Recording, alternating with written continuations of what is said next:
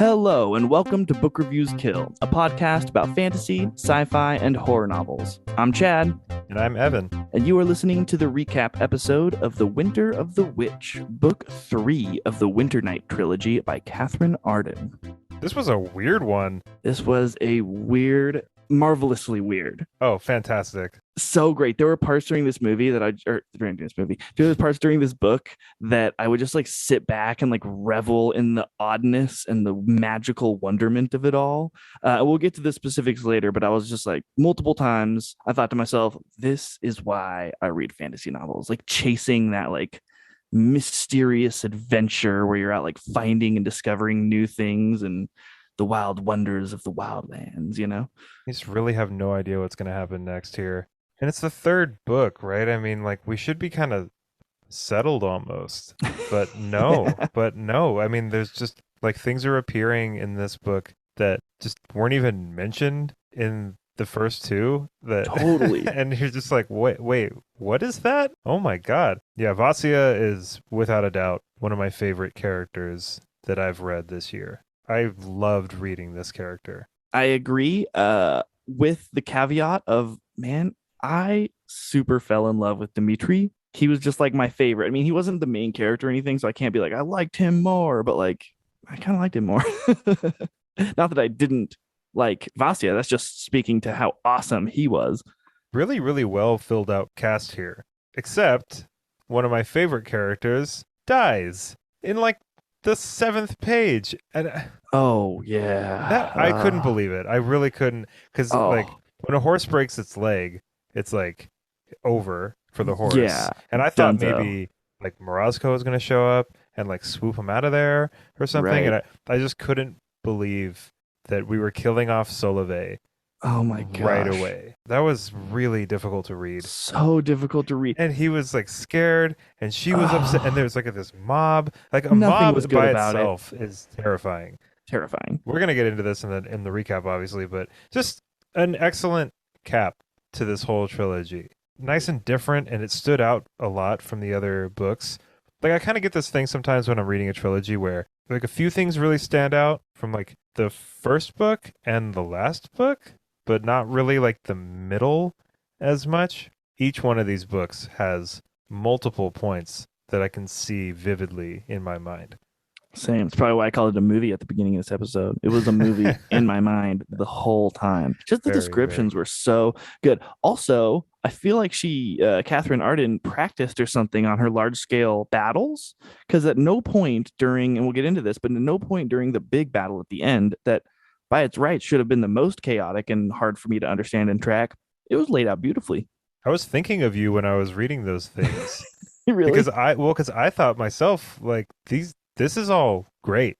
The Great. one thing that you and I agreed was not like the best, like most well executed part of these books was the really complicated action scenes. Yep. And Katherine Arden sticks the landing on Dude. not just one wild battle, but there's two in Yeah. in this Triple book. pirouettes and sticks the landing. I love that you said that. She totally does stick that landing. I was also really worried about everybody in this book. Oh my gosh. I felt that a lot. I was worried for Olga. I was worried about Sasha. I was worried about Maria. Kind of like with Greenbone, what Fonda Lee was able to do with those books is give me the impression that nobody's safe. Nobody's here. safe. Except for, I mean, like Vasya, I figured. I don't know. I was never really worried about Vasya. Me neither, except for at the very end. I was like, she might die or become more than she is, sort of thing, you know, like everywhere but nowhere, sort of thing. The other Death King. Or Yeah, something. like Yeah. Bhagavad Yaga Part 2. I don't know. Before we get into the recap, I guess like one thing is that I just didn't really buy the romance at all. Yeah. Like, I'm not saying exactly what you were gonna say. I'm not saying it was bad. It was not bad, and it was for the most part believable. But I just didn't really feel it. Like Morozko No. just doesn't really. I could feel it on Vasya's end, right? But just Morozko just doesn't really do it for me. Like I don't. Yeah, I felt much more of like a father-daughter relationship or like a protector sort of vibe, not like a romantic one. It kind of surprised me. Like, I don't know, I felt like we had all the components for a meal, but we didn't go through any of the cooking process. All of a sudden, we just like, bam, had a burger. And I was like, oh, I guess, yeah, okay. I mean, I guess that can make a burger, but I didn't see it happen. And it was kind of not like off putting or anything, but it could have been fleshed out a little bit more. Because, like you said, it seemed a little sudden. Yeah, I mean, I don't think it really took away from anything really because the thing that was like tying my emotional connection to that relationship was the way that Vasya felt about it and not necessarily the relationship itself. Like, Hmm. does that make sense? Oh, yeah, totally. It was important to Vasya, so therefore it was like important to me, Right. even though I was kind of like, I mean, I guess. Like, I guess. Is he even like fully solid? I mean, there's a part in these books where he must be. Yeah. But yeah, like let's just get right into the first recap. I'm ready to talk about this at length. Me too, dude. Cheers to you. I got my traditional final episode of a recap series drink. So, cheers, mate. Okay, here we go. The book begins in Moscow, the day after the fire that overtook the city. Sasha and Dmitri survey the damage, lamenting the fire's destruction. They discover the bridle that Cassian had used to trap the golden mare in the stable's ashes, still intact despite the flames. Vasya and Marya speak about Cherts at Olga's palace, and are directed inside by Varvara as Solovey warns Vasya of the sound of a crowd descending on the palace gate. A mob appears, demanding Vasya come out, accusing her of witchcraft. She gives herself to the mob, caring only for her sister's household. The mob is led by Constantine. As Vasya and Solovey try to outrun the mob, an angry citizen breaks Solovey's leg. They fall to the ground, and Solovey is butchered. Vasya is enraged and wrecked with grief. Constantine says the judgment of God must come, and instructs the mob to take Vasya. Vasya is taken outside of town and thrown into a church. Sasha and Dmitri learn of the rioters and rally men to save her, but they are too late. The mob constructs a pyre, places Vasya in a cage, and attempts to execute her by fire. She manages to magic herself out of the cage as the fire is growing in size and heat, and is met by the bear, who claims his brother Morozko has imprisoned himself in order to free the bear to save Vasya. Vasya refuses his help, and is rescued instead by Varvara, who sends her into the realm of midnight, instructing Vasya to find a lake with a tree at its edge. Constantine slips away from the confusion as Sasha and Dmitri arrive in time to see the burnt cage and pile of ash absent of Vasya's bones. Constantine is confronted by the bear, who promises power and women and comfort if he will do his bidding. Constantine agrees. The bear raises an undead child to disturb the city in the night, and then uses Constantine to banish it in front of the city. Constantine's popularity grows. Sasha learns that it was Constantine who led the mob, and asks Dmitri for justice. Dmitri agrees, but is tricked by Constantine's smooth words. He cannot do anything as the city loves Constantine for banishing the undead child. Sasha is sent to retrieve the holiest man in Rus from the Lavra, Brother Sergei. Vasya travels the perpetual dark realm of midnight, who refuses to help her. She is tired and broken from the mob, and struggles to find the tree and the lake.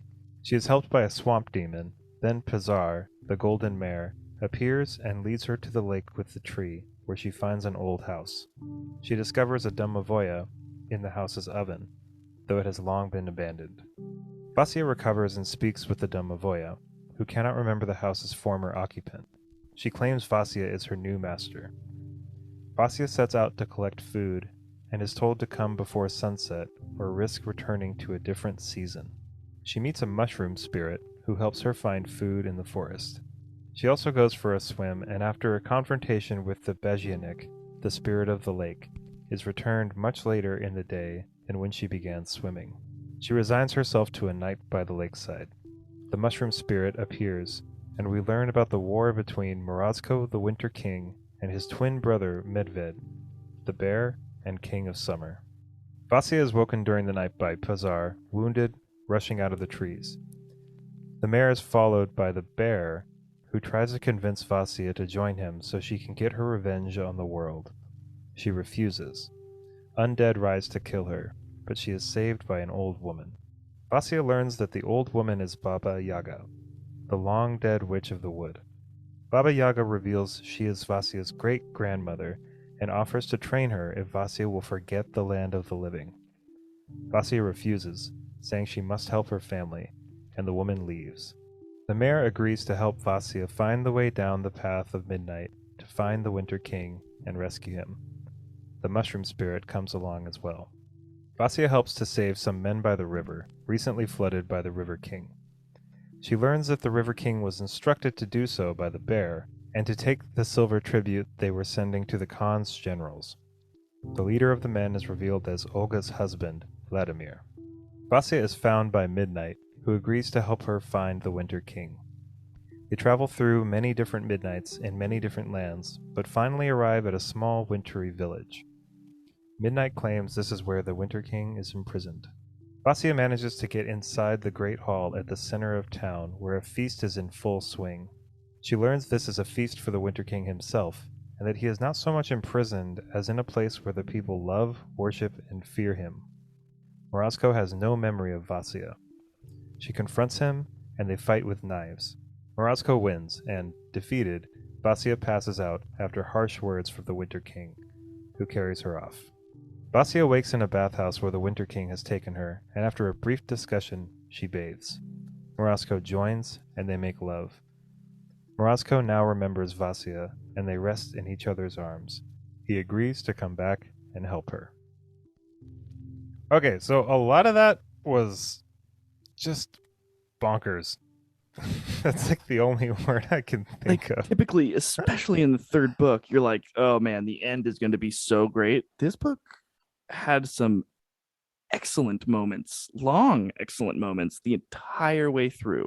Like the ending started for me when they hit the path of midnight. Like that was like when it got awesome and then just remained awesome the entire time. I mean, it was awesome before, but it was like culminating right then. The path, the midnight trek, what a magical, awesome experience. I loved that. So I was like giddy, like, oh, gave me that like Harry Potter first time 10-year-old, like just like chasing that juice, you know? Absolutely. Yeah, I was initially kind of like, wait a minute, where the hell are we? Yeah. I mean, because I think it was because I just read Dark Matter, and there's a lot in that book where they're in kind of like this weird, like space between realms kind of thing. Like in between land. But is that what the Midnight Lands was, or is that just a different? Is the see this is what I had a little bit of trouble with, and I kind of wanted to talk to you about it.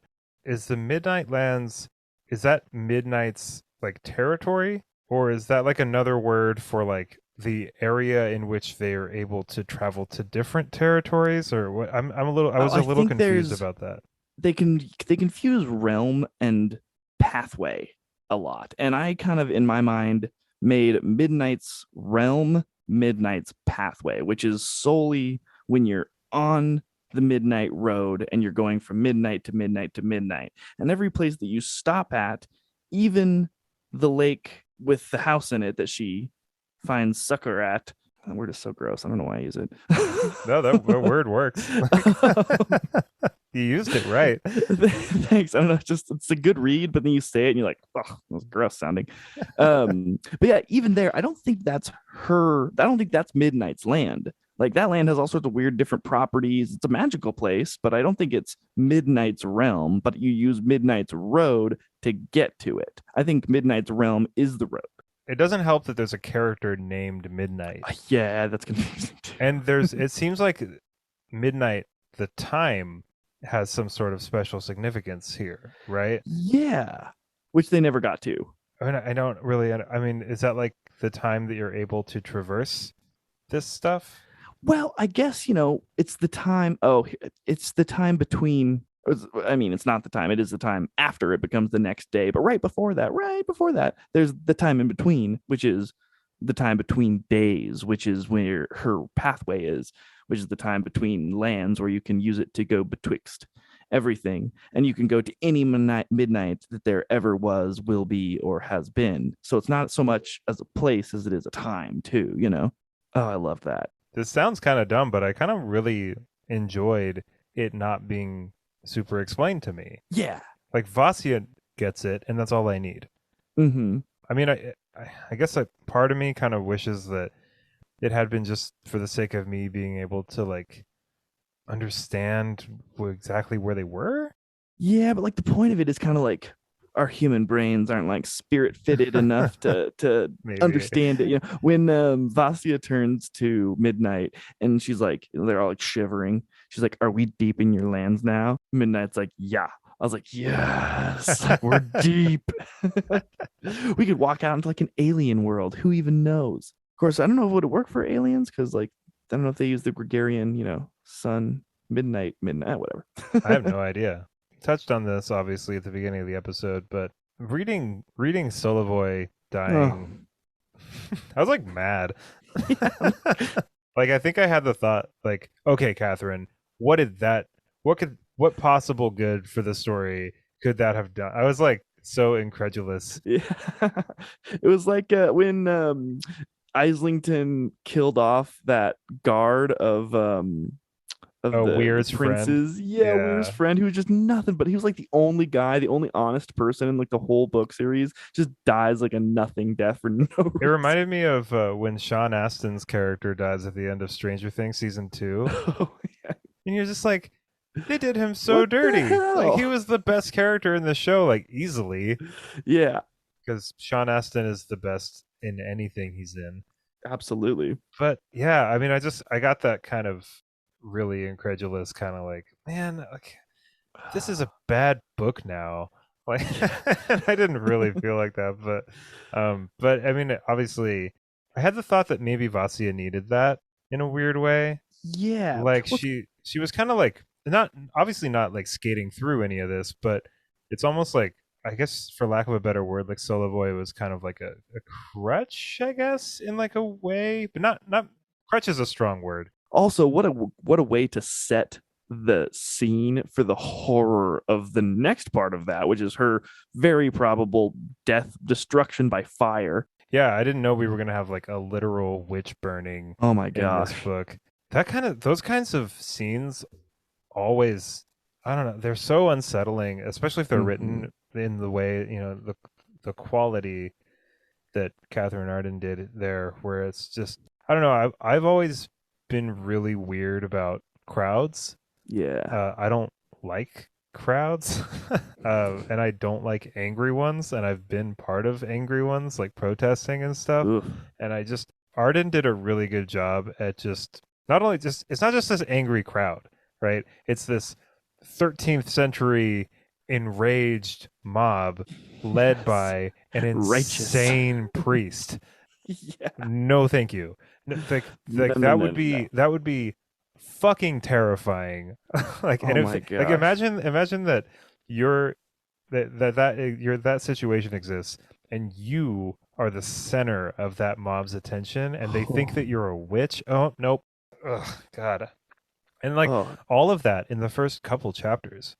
So we're just rolling right along. yeah. I love it when a book picks up right after the last one ends. Oh, Like I a love movie that. does that too. They like step out the gate on the adventure and the show ends or whatever. You're like, ah.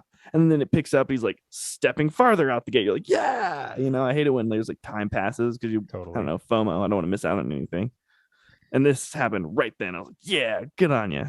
Yeah, like as soon as Dimitri and Sasha found that bridle, I was like, "Hey, we got a MacGuffin!" Oh, dude, I'm glad you mentioned that. I'm so not keyed into the since I'm not a writer. I don't think about those literature elements.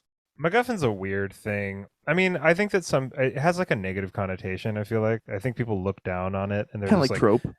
"Yeah." But I mean, I think that the kind of agreed upon definition of MacGuffin seems to be it's like some sort of item that doesn't necessarily matter.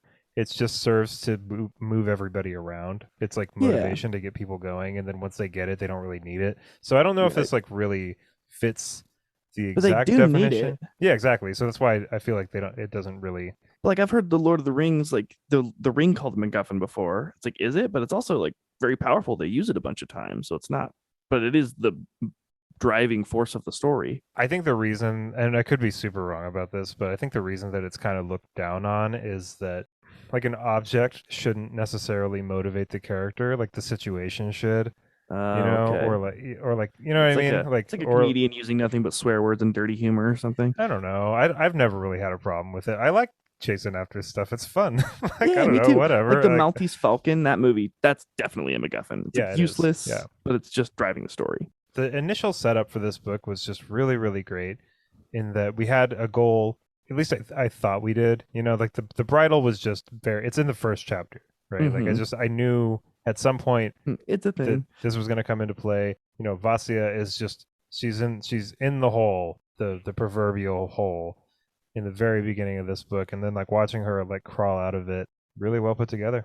I wonder if this is just kind of coming to me now. I wonder if one of the major lessons she learned from Solovey's murder was that she can't do everything alone because she's really, really, really independent, almost to a fault. She always tries to do things alone and like not put anybody else in danger. But she, by doing so, she locked Solovey away, took away his choice, and then he got it back by bashing the door down. And like, he probably the same thing would have happened if they just helped each other from the get-go, but like maybe not. So maybe she kind of learned, and all throughout the rest of the book, whenever she kind of has a very tough thing in front of her, she's constantly going to find help. Oh yeah, I didn't really notice that, but I think you're totally right about that. Me neither. I just kind of got it. That's what happens when you talk to people. Yeah. What did you think about Baba Yaga? I liked Baba Yaga. I Oh, wish we had really? seen more. Wasn't a fan. I mean, I didn't want to hang out with her. Like old crusty hag. Well, I mean, I just thought it was interesting, like, you know, because Arden probably could have just had this kind of like, because it's mentioned that Baba Yaga is like crazy. Right. You know, she's like, yeah, I am crazy. What are you gonna do about it? I don't think it would have had as much gravity to it if she was just like this kind of like crazy but just nice kind of Yeah. like absent-minded old woman that was. I'm glad that's why I like the character. It's because like I'm just glad that that wasn't the case. It was like she had like this kind of misplaced, in my opinion, misplaced anger at Yes. her daughter Tamara for leaving. Yeah. That's probably why I thought she sucked. Yeah, I mean, like I mean, it's not cool, but Yeah. it's also like I don't know, it's just interesting to see the family dynamic here. Baba Yaga, if you really wanted to trace it all back, is her reaction to Tamara leaving with Cassian. Ooh, interesting. Kind of began the whole thing. Yeah, like maybe if she had like not been super upset or not, you know what I mean, Hmm. like not reacted the way that she did, like maybe she would have been able to like salvage that relationship to the point where like Tamara might have come back, or you know what I mean? It's really interesting. She felt like a really real kind of catalyst almost, like a she's really important to Yeah, she is everything. very Yeah. important. And she acted as the like purpose after the story. The story after the story. We like know what she's going to be doing, what Vasya is going to be doing at least. Hmm. And she is the vehicle that will enable her to become, fulfill her potential and her. And she offered Vasya, she was like, "Hey, I'll you can hang here." Yeah, Vasya is just out here refusing everybody dude, all the everybody and time. everything. I think also why I didn't like her is because she kept being like, she left her own kin for a man. And then Vasu would be like, I have to go help my family. And she's like, forget about the rest of the world. It's like, dude, you can't like kin once and then not kin later. Like, come on, it's either kin or not kin, homie. I Look at don't what know. I they did found her. to me. Yeah, but you're right. She was like visceral and real, and also served as like a warning to Vasya of like, watch out, dude. You don't want to become some old crackpot. But she wasn't crackpot enough to be unbelievable and like mellowed down and corners all rounded out. She was like she was a good character. I just didn't like her. That's cool. That's still a good wouldn't character. hang. Wouldn't hang with Oh, old Baba Yag. I think one of my favorite parts of the entire book was when Vasya's in the lake and that lake spirit Oh comes yeah, up. Bregi, Bejianik. Bejianik. There we go. Bejianik. I looked up pictures of that thing and it is creepy looking. If you're listening right now, like type this in. I'll even spell it out for you. BajieNNIK. That is some real Russian folklore there, and that thing is really, really spooky looking. Holy And fuck. yeah, Wow. I know. I looked it up, and I was reading at like 3 in the morning, and I was just, Oh. it's just, I was like, I wonder what that thing looks like, and I was just like, oh my god, this is, so it made that scene It gave it a lot more gravity because she's just kind of swimming along and this Oh, thing's he was a right. fish in my mind. No, it's not a fish. He's not a No, fish. no. And he's like, I'm super paraphrasing here, but he's just like, "Bah, I'm gonna eat you." And she's just like, I don't even have time for this shit right now. Like, Yeah, no, you don't no, you're control not. me, Yeah, mofo. you are not going to eat me. I've got shit to do. Okay. And he's just like, oh, okay. Oh, all right. It's just, God, Vasya is just so cool. So cool. Well, it's part of her learning, and maybe she knows it in her bones at that point, but she probably hasn't like formalized the thought in her brain. But she says it later when she's talking to the king of the river, and she gets him to stop flooding Vladimir's camp. Hmm. She plays out what the River King thinks is going to happen, where she's like terrified and she screams, and then he, does something else and she swoons, and then he drowns her, and he gets his meal and realizes that their power is in the assumption of their power Yeah. and not in actually their power. And if you just don't give them that, then you take away what they have over you. And she never gives them that. But now looking at this thing's face on Google here, I good would on you, have. Vasya. I would Yeah. have been like, I guess I'm getting eaten. Yeah, man, I'm drowned. Okay. Cool. I just think it's really awesome that Vasya doesn't lose any of her like tenacity through these books in Mm-hmm. favor of taking up more responsibility. Because Yeah. that's a fine line to walk, right? I mean, it's like you don't want to lose your passion for things um by kind of like assuming responsibility for things that you need to do, and that is possible. And I just think it's cool that it's almost like she's taken that kind of hard-headedness, that kind of like stubbornness almost, you could say, but over the course of these books is learning where to apply it. That was really cool to see. And I think that part in the lake was it was just so refreshing to see a character after looking up a picture of what this thing looked like. I think it really did help a lot Dude, I to literally had know. like a sturgeon in my head the whole No, time. That yeah. thing is like ridiculous. It's like a creepy tree beard. Did you like the little mushroom guy? Oh man, he was Dead just Greb? awesome. Dead Greb. It was Dead Greb. Dead Greb. Yeah. I felt Yeah, so he bad because was. she like he's just talking to her about something. I can't remember what it is, but she just like the whole like Solove dying and her almost getting burned to death and just everything that's been going wrong for the last few weeks or whatever just kind of all culminates, and she like hits him, and I was just like, Chops apart his oh little my mushroom god, head off. yeah, like you poor little thing. Oh my god. And then she like immediately is just like, what, I'm a monster. It's so good. But he's still So just good. the little mushroom guy is still just like, I'm the first one that was on I your will be number side. one. And And then he then goes with her on the path, yeah, and he's like, I have to go back. And he's so frustrated and like mad at, oh, I was like, what a cutie. Like I'm he so was glad so that he was adorable. in there. And like I don't really think anything much really happened with him, right? Like he just No, I don't think he. I mean, he was handy to have around. He brought him like food, and he warned her that Vladimir's camp was about to be flooded. yeah, I'm not saying he wasn't useful. I'm just saying like there wasn't much of like a he just kind of goes back. Oh yeah, yeah. He's just kind of along for the ride. Like this story almost reads like literary fiction sometimes, right? Especially like a lot of the conversations that these characters are having. Will you define that for people who don't know? For people who don't know, I mean me. You need to define that for me. I always like sum up literary fiction as like a guy living in Chicago that's like cheating on his wife. You know, Oh, they okay, yeah, make a yeah. whole they like make a whole book out of that. Right, it's like a fake story that's not no magic. Dude, if you But have it's man, not why would bad. you? Like I'll read it. No, I'll read it. I'll read it. It's cool. Like yeah. I think that it's a weird term because it's like by that definition, like if you're just saying you're taking like a magic or like another dimension or whatever Mm-hmm. out of, if you're taking like world building out of it or whatever, like you could categorize like political So thrillers many as books, like a yeah, like Tom Nancy Clancy Drew. book is Boom. literary fiction. Uh, Yeah. I think like another definition for literary fiction is that while a lot of fantasy and science fiction and horror books and stuff like that, they seem to be really like plot driven, and then literary fiction is kind of more character driven.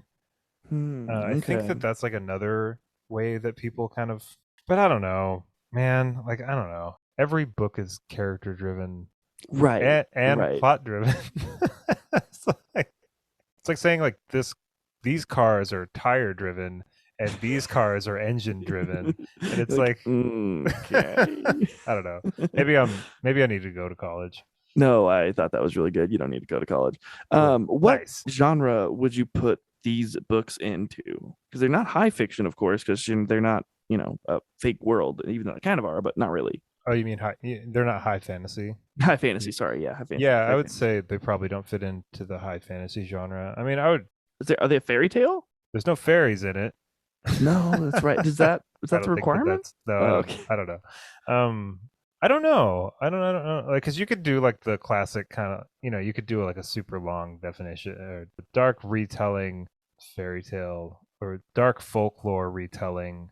Who Yeah, cares? Who dark gives a shit? folklore retelling. I I don't like that. know. I've never read anything like this.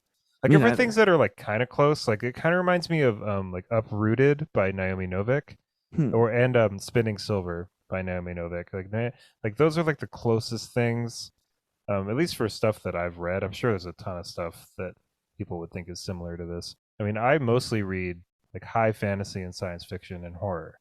And this is kind of like there's parts of this that feel like a horror novel. Dude, straight up. I was just gonna say, if you didn't mention it, she segues into horror delightfully well. She Yeah. gracefully drifts onto the dance floor horror so well, man. There's just times that I'm so creeped out while reading these books, and all three of them. Before we move on here, I just got to say we were very much correct in our guess that we had not seen the last of old Constantine. Oh no. Oh No, no, man, no, that no, ugly no. bastard. I don't even know at this point like what his motivation is. Like it seems to be just power, Yeah, it totally which is is kind of like boring. But for not sure. boring in the sense that I think he was badly written, but boring in the sense that like I think we're just not really supposed to care about Constantine. Yeah, well, he loses his God. He loses his reason to be alive. So what does he have left? Power, women, comfort, money. And that's what he asks Morozko for. But what do you mean he loses his god though? He doesn't Like he tells Vasya, right? She's burning on yeah. the he's like, there is no God. He stops believing in God. I mean, I guess it makes sense that he would. To a man who had committed his entire being to the worship of that thing to no longer believe it anymore, you're lost. Right. But I don't see the connection between that like him no longer being kind of like affiliated I guess with like this is the Christian God they're dealing with, right? Like Yeah, they yeah, well yeah. not dealing with but this is like what they're talking about with bells and churches, and this is the Christian God. Yeah, yeah. I don't really see the connection between him losing faith, which I understand, and like having it out for this woman. Like, what does he hope to gain out of this? Oh, I don't know why he has it out for Vasya. He just hates her. He just spites her because he's a child. I mean, I guess maybe he thinks that she's kind of responsible for his lack of faith in a way. She like represents like the reality that he didn't even want to see, but now he can. Exactly. Maybe we're looking a little Exactly. bit too hard into it, but like No, I think that's right. I just remember reading and thinking, why doesn't this guy just fuck off? Like I don't like because later in the book and even in the previous book and the one before that, there are moments where he does get like these opportunities almost, but when he's leading the mob, like that's him. Nobody's telling Mm-hmm. him to do that. And so I guess I just kind of like I don't know if I missed it or if that's like all he's got left is just like burning this woman at this in his weird twisted head he thinks like if I can at least just execute this witch, like I'll at least have done something. But it's like by then he doesn't even believe in the God that maybe would like kind of have his back again if he was able to Right. do Like, that. wouldn't you want to applaud the person who revealed your own ignorance? He revealed the truth that there is no God if there truly wasn't, But he's like hates her for it. Probably because he never truly thought that there was no God and he was just allowing himself to be swept up in the ways of Yeah, evil. what a terrible person. I know, what a troubled soul. I mean it's funny because and this might sound a little cheesy, but it ain't easy being cheesy, folks. But but like even that was cheesy. But It this is gonna was. sound a little bit cheesy. But like it is ironic that the real monsters here are men, right? Like the like Constantine is Mm-hmm. worse than these gods that have this eternal war going that are kind of like even like Morozko and the bear, and even like some of the other Chierts. They seem like monstrous. But they're just doing their spirit thing. Right, like the spirit of the hearth. I'm hearthing, man. But then you've got Cassian and Constantine, who are just terrible, absolutely fucking Terrible. terrible. And Yeah. I just thought that was interesting because at the beginning of this trilogy, you almost think that like Morozko's like the villain. Oh, for sure. You kind of misled to think that. But yeah, Mm-hmm. the villains end up becoming the people in our own lives. That's something to think, something Yeah. to chew on, There's folks. some I don't ponder know. thought food right there If for like Catherine sure. Arden's like listening to this, like I didn't mean that at She's like, all, dude. no, no, no. Whatever. I'm having a good Whatever. time. You ready for the next section here? I'm having a good time Yeah, too. let's do this. Let's do the next one. All right, let's do it. Vasya and the Winter King join back up with Pojhar and his own horse and travel back along the Midnight Road. Constantine convinces Dmitri to let him have a service in the cathedral, though the city is suffering from the plague. Medved plots to spread the plague and raise an army of the undead. Vasya and Morozko come upon Sasha and Rodion, who are bringing Father Sergei back to Moscow. They are very reluctant to work with Morozko, but are convinced by Vasya. Despite an attempt to thwart them by Midnight's sister, they make it to the city. The guards all but arrest Sasha and escort him straight to Dmitri. But not before Sasha and the monks create a distraction that helps Vasya and Morozko enter the city. Medved is waiting for them inside the gates, and him and Morozko begin fighting.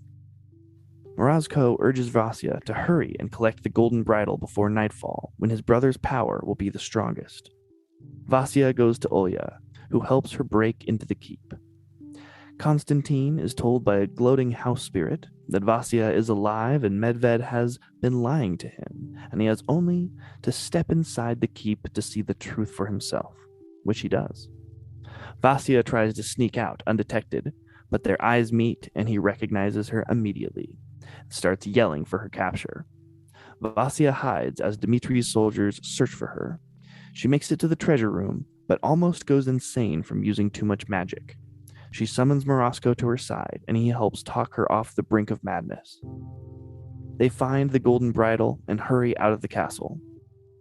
Vasya is then confronted in the keep's grounds by Constantine, who is holding a knife to Olya's throat. The bear is with him, and as the day is ending, he calls forth his army of undead. The shambling army arrives, but so does Dmitri, who is aware of the evils of Constantine and was only treating Sasha with mistrust to trick Constantine.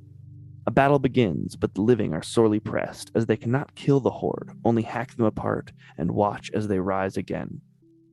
Sasha and Father Sergei arrive and banish the entire undead army. Constantine is moved by this, realizing that Medved has lied to him about much more than just Vasya being alive, and in his shame, slits his own throat. Vasya is able to get the bridle around Medved, and he is defeated and taken away by Morozko. Vasya and Sasha meet with Dmitri and are told that the Tatars' army is marching to Moscow. Vasya decides to try and find Olya's missing husband, Vladimir, and Sasha insists upon coming with her. Olya meets Morozko, and while she does not approve of her sister's choice, she does give them her blessing. Sasha and Vasya set off along the Midnight Road to rescue Vladimir, but end up walking right into the middle of the Tatars' camp and are taken captive.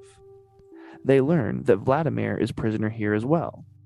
Vasya is being questioned by Oleg, one of Dmitri's boyars, whose loyalties have run thin and joined sides with the Tatars.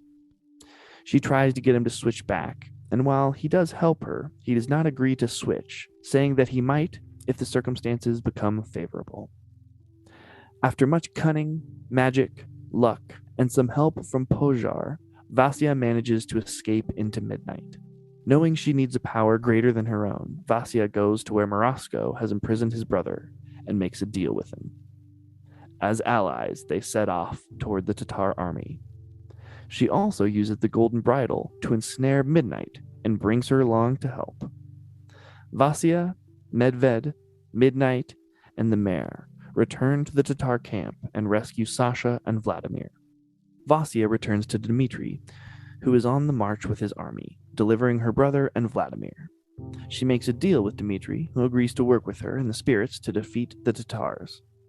Vasya returns to the army to harry them and demoralize them as much as possible before the battle begins.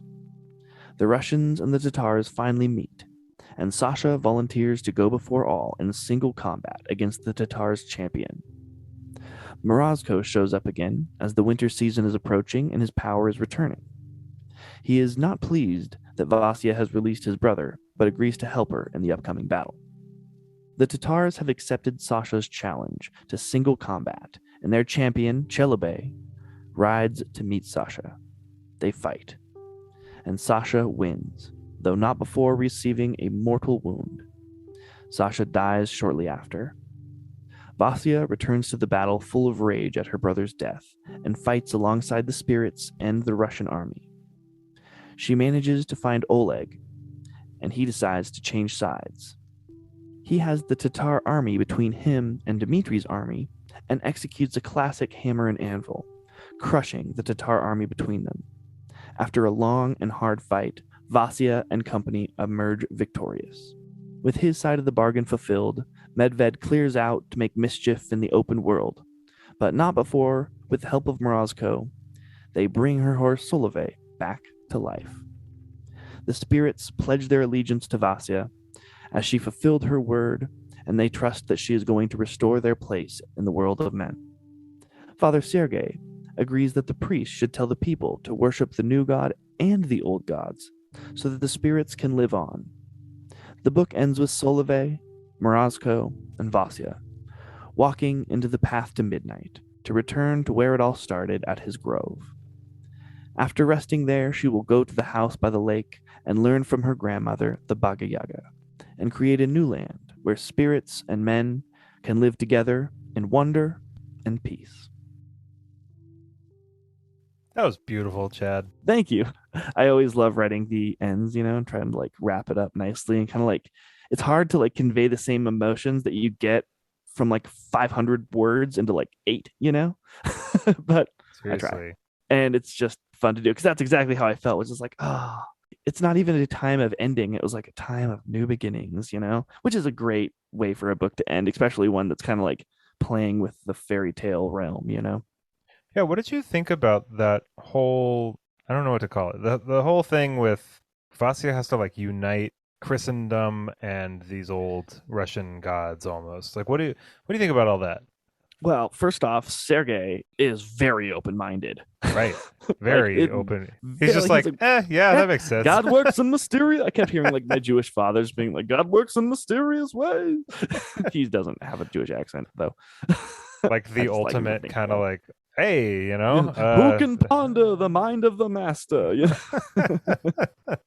But truly, we see what we can see from our perspective. So perhaps there's a larger one out there that sees more. And I think Syria kind of tapped into that idea. Who knows what the larger picture holds? And Vasya, you don't see, he goes by his gut a lot, I think. And he was feeling that like Vasya wasn't evil. Right. And there's a really, really good quote in this book that I think kind of sums up a lot of that. And I'll read it here. It's, there are no monsters in the world and no saints. Only infinite shades woven into the same tapestry, light and dark. One man's monster is another man's beloved. The wise know that.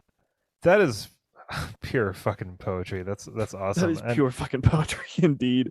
That really plays into like, I mean, Sergei is a really minor character in these books, but very important in that conversation. Is he like the main? Yeah, he's like the Pope figure of Rus, I think. Really? Is he that high up? I mean, I think so, because they keep referring to him as the holiest land in all of Rus. So, like, I don't know. I kind of made him like Papa Sergei. That is a really, really good line for these books.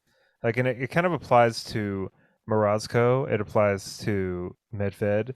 I mean, you could even make the case that it applies to Constantine. Like, look at the way that he Yeah. kind of went out there. Yeah. He realized his own shame and that he had been just tricked by his own like lusts and desires and then slit his own throat. Like, Yeah, that wow. was.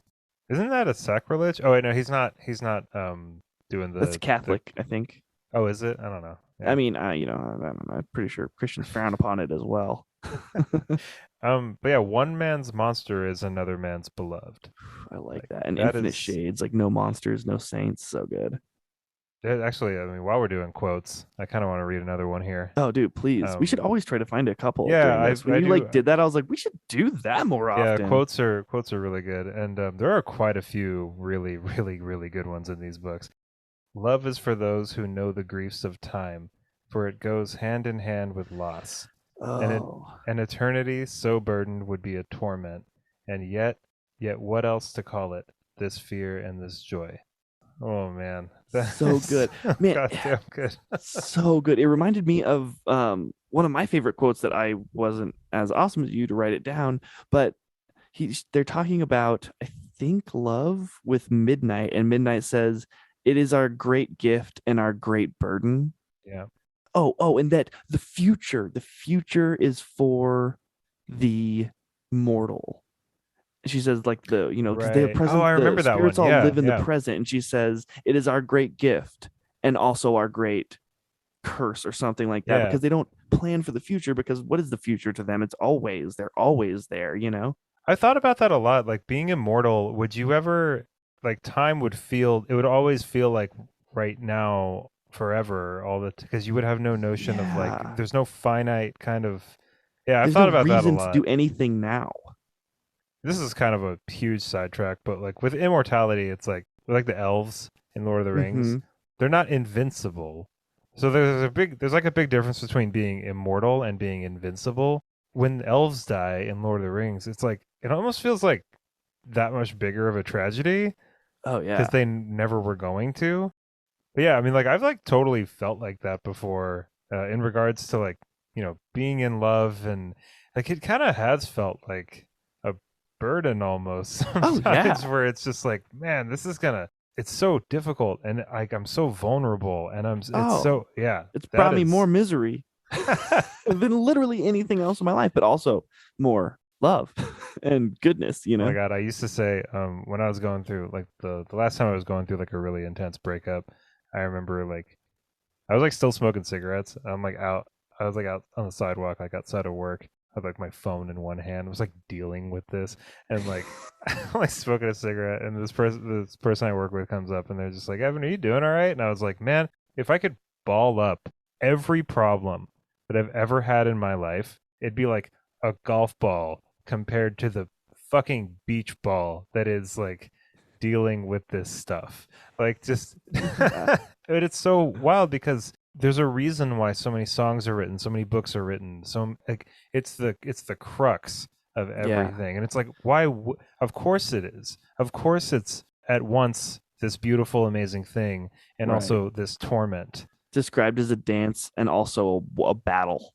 Yeah, like I hung on that quote for a little. I stopped reading and like thought about that for a little while, just because like it was so representative of everything that was going on in these books. Like, right? I mean, like, And in your own life or our own lives. yeah, and like Vasya, um, kind of like what I touched on in the episode before this. Like, she has many opportunities to just be like, you know what? I'm just gonna hang all this. Fuck it. I don't need to deal with any of this, and I can just get on the fastest horse in the world and just bounce out of here and not I love all of you but like I just like She's this got isn't people asking her to do that. no but that's the whole point of all this is like she has grown to the point where she's able to take love and all of those different iterations of it and everything that that means and all of the weight that that holds right and then like move forward and into another better place like having like a deeper understanding of what it actually means to like have these relationships with people.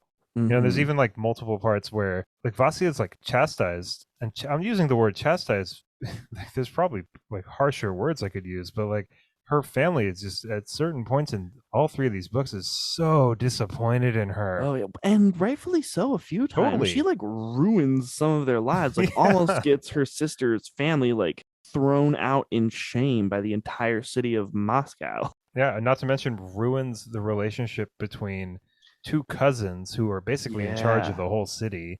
And only Like, through Dimitri's sheer diggity dopeness does their relationship thrive I know. and I really survive. love how towards the end, Dimitri's just kind of like, well, I mean, you are pretty cool. Yeah. It's like, Like, you're badass. yeah, like what can I say, Vasya? You are probably the coolest person to ever grace the streets of this city. What am I supposed Yeah. to And do? I shouldn't have been surprised, but I was. Because in the first book, right, him and Sasha have a little bit, or the second book, him and Sasha have a little bit of like pressure in their relationship, and they fix it real fast in like the middle of a battle scene. They're like, "We good? We good? Yeah, we're good. Okay." And then they fight together. And then in this one, he like doesn't even allow that to really happen. He's just like totally fine. He's just playing it off for Constantine. That was a weird part when so like Sasha goes up to Dimitri and Dimitri's like sparring or something. I can't remember exactly what he's doing. And Sasha's just like, "Hey, I need to talk to you about this situation right here." And Dimitri, Yes. when I was reading it, I was like, "Come on, Dimitri." Yeah. I got bamboozled there. That was a whole ruse on Mm-hmm. Dimitri's part, and I really liked that. And Dimitri's hands were tied a little bit. You know, he's like, I can't just like arrest this guy for what he did to your sister. Like, he Right. just saved the whole city. Like, he's like, I got to look at larger things than just your revenge, my man. And Sasha, like, kind of got it. Makes a lot of sense. It makes a lot of sense. Yeah. Okay. I have a question for you. Shoot. It doesn't have to do with Dimitri just being awesome. When Vasya returns down the Midnight Road with Sasha for the second time to go rescue Vladimir, Midnight shows up and she's like, "What's up? Failed me, failure, you're failed all of us." And then, like, "I hate you," and then leaves. Like, Right. what? I didn't really get that. Sasha or Vasya wasn't supposed to bind the bear and make him go away forever. That wasn't what was. That's not the point of all of this. Like, maybe Midnight could have made that a little clearer. Because that is picking But sides. well, I mean, she's supposed to unite everything. Like she's like the She's linchpin. the one. Yeah, kind of. I mean, she's like Neo, Yeah. or Luke Anakin or whatever. or Yeah, Anakin. Yeah, whatever. I guess not Anakin. I don't know. We don't have to get into Star Wars. Who knows? Yeah. I mean, we can if you really want to, but we're not going. But like the reason Midnight was upset was kind of like we're not making any more progress by you just Okay. locking another one of these guys up. Like We're that's not kind the of whole back where we started. Right, exactly. It's like that's not the point of this. These two brothers need to work in tandem with each other. The world of men and their bells and their churches needs to coincide and like live alongside the old gods and these old spirits and things like that. And it seems like you, Vasya, are the only person that's able to do this, and you're fucking it up. And so that it made a lot of sense. Because I even thought getting the bear back, it was like this weird thing where Vasya gets Morozko, and then it's like without question they're gonna go take care of the bear, And in my head, I was kind of like, well, right, but like, what is it he's doing wrong? Like exactly, like he's kind of like encouraging Constantine, I guess. But Well, I mean, he's like he's like raising an undead army to like take over totally, the city and but raise I think warfare and I think plague. it begs And the question though. It's like, this is and nature. this could be me like super reading like way more into this than I need to, but like it's in his nature. It's what he is. It's like it would be like trying to maybe there's like a certain kind of like homeostasis here where like it'd be Right. almost like trying to make death stop picking up the dead. Right. It would be like trying to destroy darkness but not light. It's like, well, I have to have one because it's the absence of the other. Yeah, and I mean maybe that's not what it is, but Hey, it I thought that was fucking feels great. like what it is. Yeah, I mean the bear does help. Like you He can't does. deny that. Like that actually does happen. He does it in Right. his And he own weird glorifies in way. it. Yeah. Yeah, he's like He's like stoked. bathing in blood. Like, But that's his sounds thing. the best. Like, He's what are like you supposed to giddy. do? I feel like binding, like him and Morozko being in like this eternal struggle where one's binding the other. I don't think that was beneficial to anybody, Right. right? Like there's supposed to be a summer and there's supposed to be a winter. And all the good and bad that comes with it. Yeah, Like, exactly. They're the yin to each other's yang, the balance.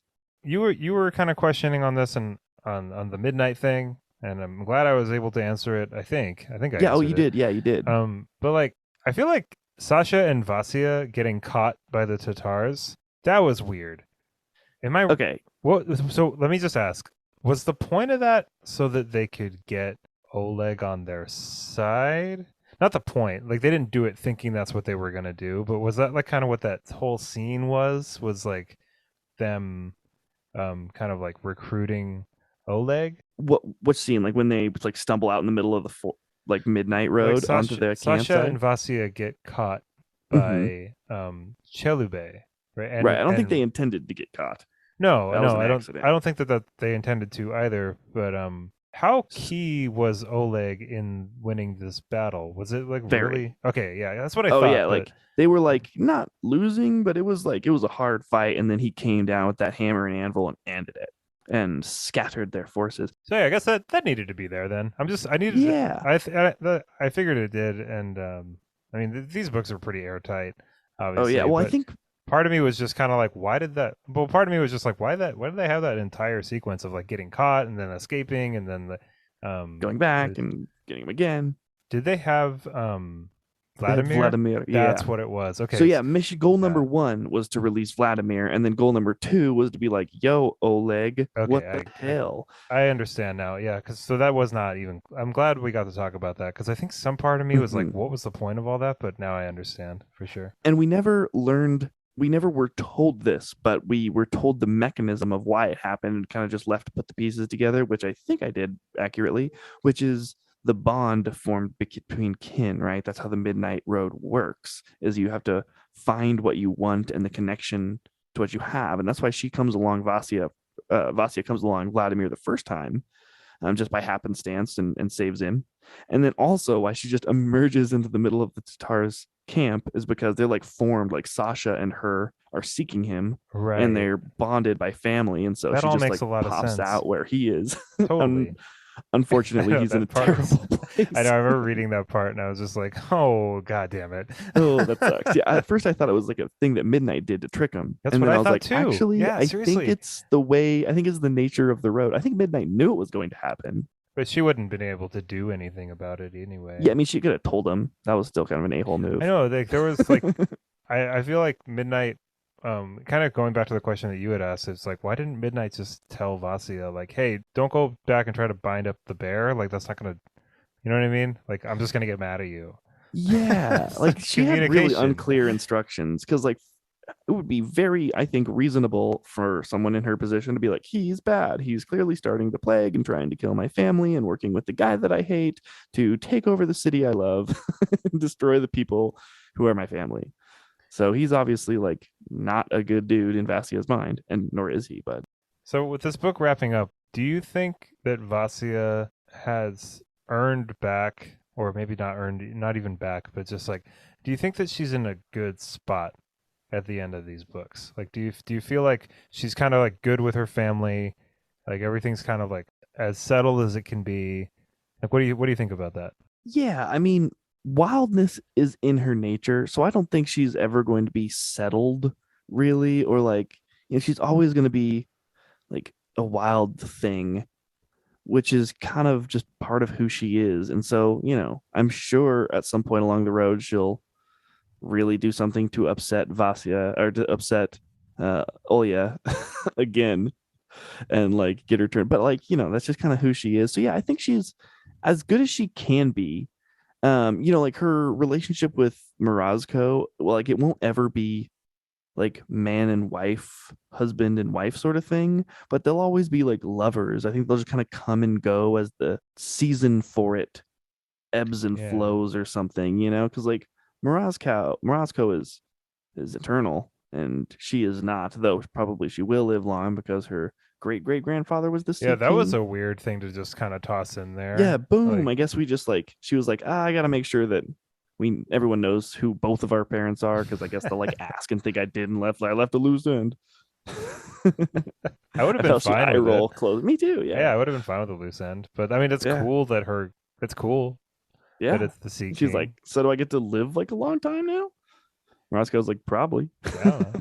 But yeah, what do you think? How would she end her? I think it's good. I mean, I don't. I felt very satisfied with the end of this trilogy. Oh yeah. I feel like Vasya really did get in, like end up getting what she needed. which is not necessarily what she wanted from the Yeah, outset. and that's how you know, like that's a really good arc, you know, like Mm-hmm. that's an interesting character to read about. It's an interesting situation. It's a good spot to leave it off at. I I don't know what's gonna happen with like did they like throw down the Khan army? Like was is it like defeated for good?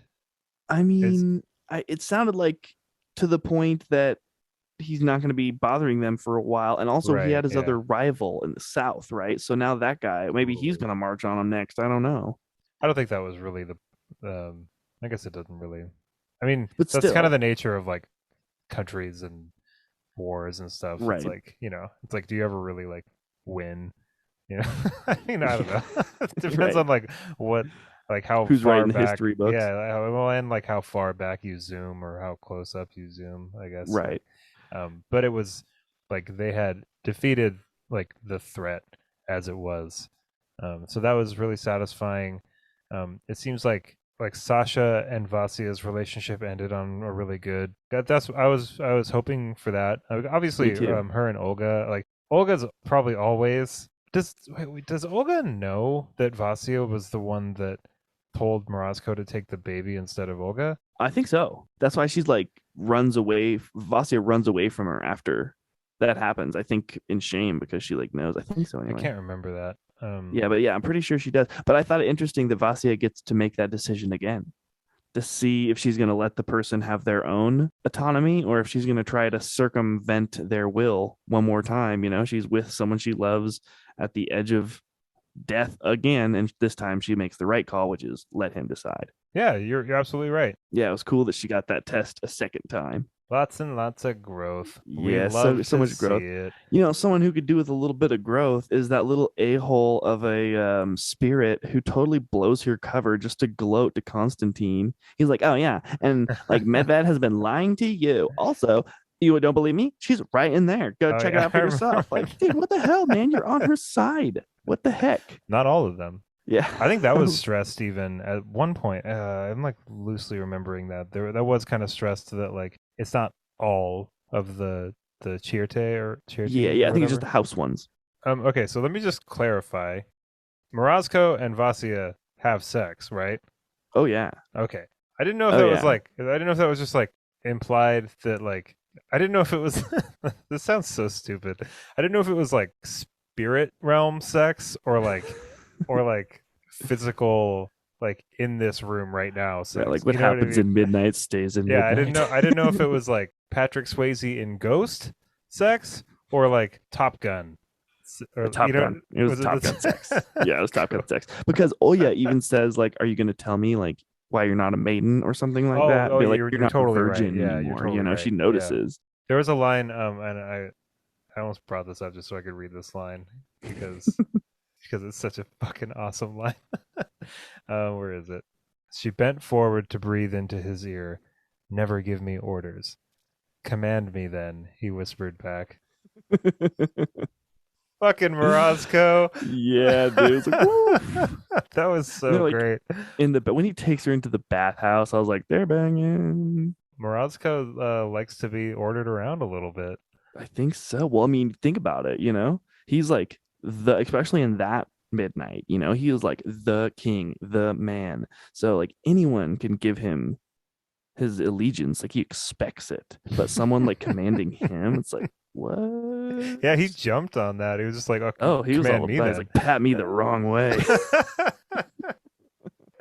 But it was a very, very tasteful, very Oh, it was very beautiful. Yeah, tasteful. very, very, very well put together there, And it Catherine. was even But it even like covered some like finer points of that experience of like there being kind of like an awkwardness between them that they have to overcome. yeah, You know, when like the totally. passion goes away for a little bit, you know, and reality strikes. It was just I don't know, it was very well done. I want to bring up one more quote because there's just so many, and I'm I so just glad you really wrote the quotes down. cool. That's Yeah, awesome. this one is: I have plucked snowdrops at midwinter, Ugh, died at my own choosing, and wept for a nightingale. Now I am beyond prophecy. what a plucky thing to say. Yeah. Like, man, I know she deserved it for sure, but like, it was just, you know, can you imagine ever presenting yourself that way? No. a list of your deeds. You know what I mean? Those are awesome deeds. Yeah, and like it was just it was her. She's like, I am my own person now. Right. Like I am the one that's gonna choose, not only choose like because she's like, very headstrong and proactive throughout these books, but her confidence is well placed now. Like now that she's Yeah. gone through like these kinds of trials, and now that she's carried these burdens, so to speak, and done these kind of awful things and learned from them. Now she's beyond prophecy. Now, like it's almost like you can't predict me, and by extension, like hold on to me. Right. Yeah, there's a lot there. That Ooh, was that was well said, Evan. You Thank took that you. deeper, but I did read that specific line multiple times because I was Yeah. just like, oh yeah, because it was it's like a bird like spreading their wings for the first time. He's like, oh yes, like that was a hard flex, and it was great.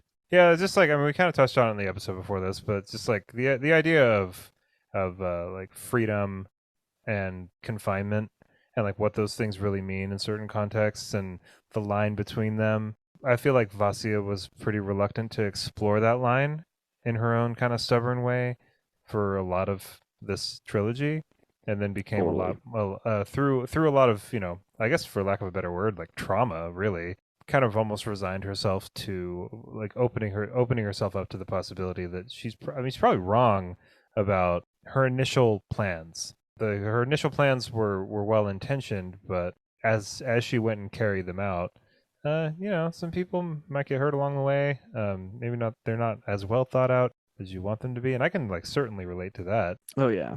Did you notice? And I'm only like 80% sure on this because I didn't go back and check, but when they're on the midnight road, at one point, Vasya, making fun of her own appearance, says, I'm no like Tamara or something, mentioning a fairy tale that gets like woman, a beautiful princess that gets chosen by the Winter King. Later that night, when she goes and meets with the Winter King, and she meets the lady outside the house that ends up being chosen by the Winter King, she has the same name, I'm pretty sure. So she like walks into that fairy tale. Oh, no way! Really, I Yeah. missed that. I totally missed I'm that. pretty sure I should look at it now and Yeah, confirm that look at because I that because remember like reading that and being like, oh, she was just making herself fun of herself for not being this beautiful princess from fairy tales. And then she walked into that very same fairy tale like 2 hours later.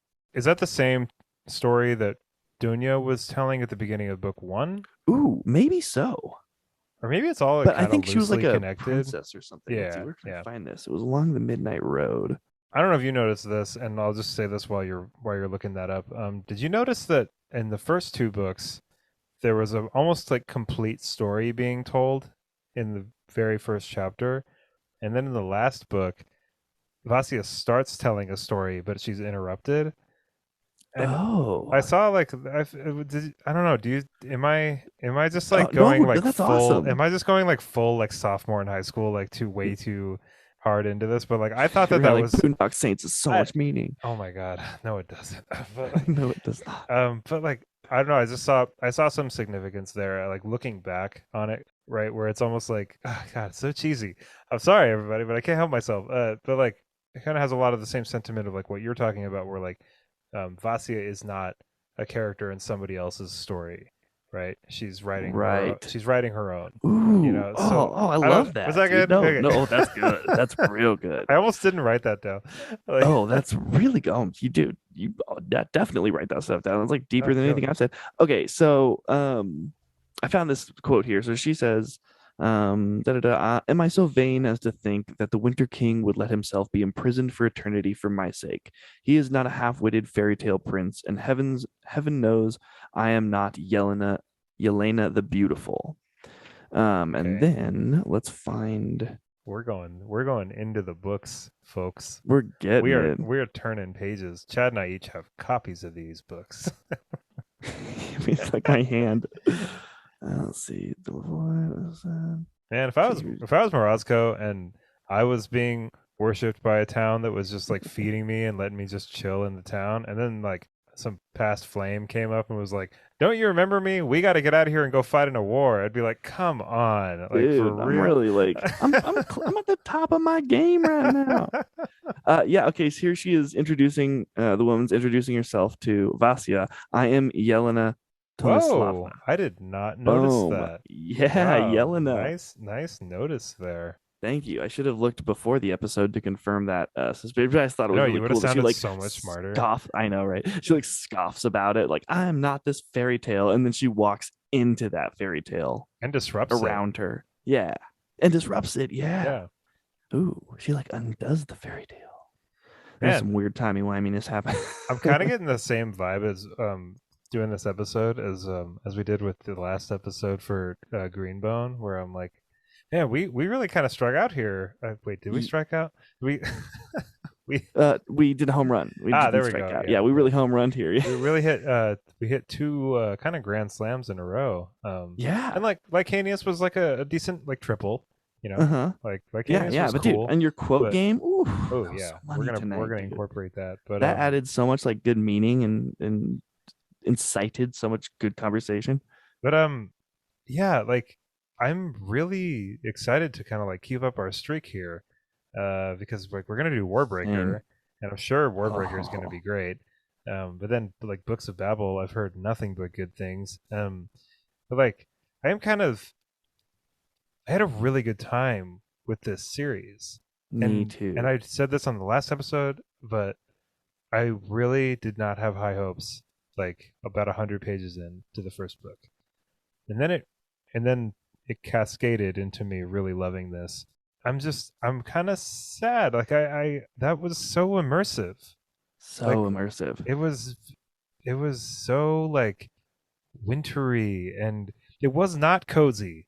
It was It, so it magical. was magical. Yeah, that was a Yes. really it was dark and magical and weird. And if I was going to kind of like try to recommend this to somebody that hadn't really read much fantasy or anything like that, I would just say, hey, this is grounded in some real like Russian folklore and history, and there's a bunch of weird shit in it. There's a bunch of weird magic and a good relatable Like story. fantastical way. Yeah. Yeah.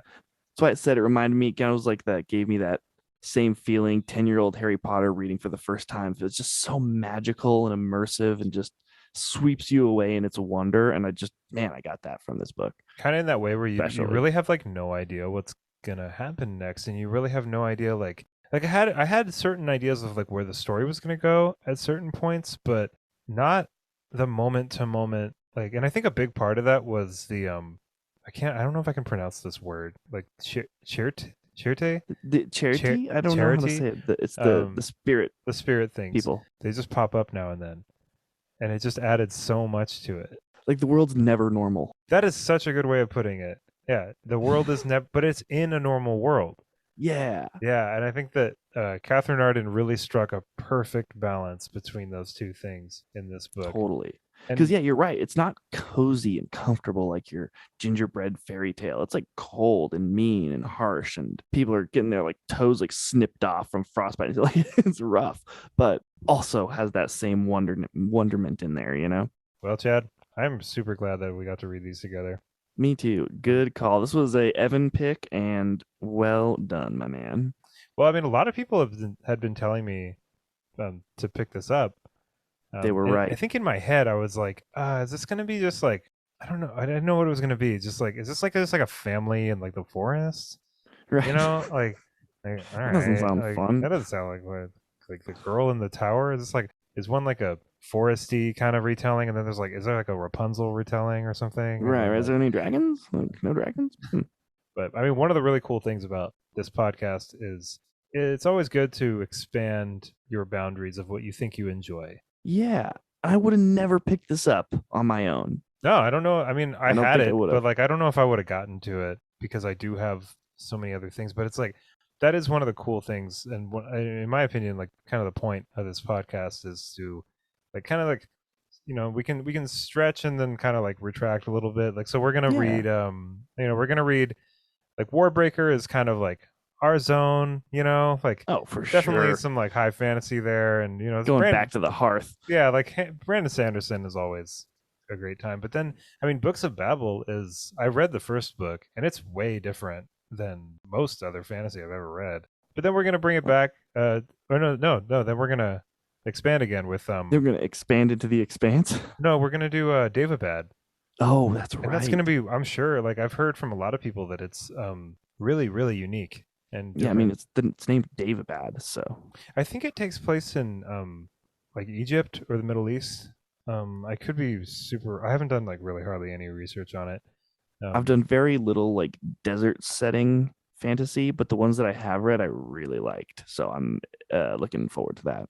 But yeah, kind of expanding our horizons and taking everyone along with us, and hopefully expanding some of their horizons, some of your horizons, dear listener, as well. Chad, thank you for being my co-pilot here on My man Evan. this wonderful journey. And Catherine Arden, if you're listening to this, you wrote some really really incredible books, and I honestly don't think I'm going to forget the ride that we just went on. Nope, you wrote a beautiful story. And Evan, I appreciate you and all your wisdom and accompaniment in this journey as well. Good choice. Everybody, thank you so much for listening, and happy reading.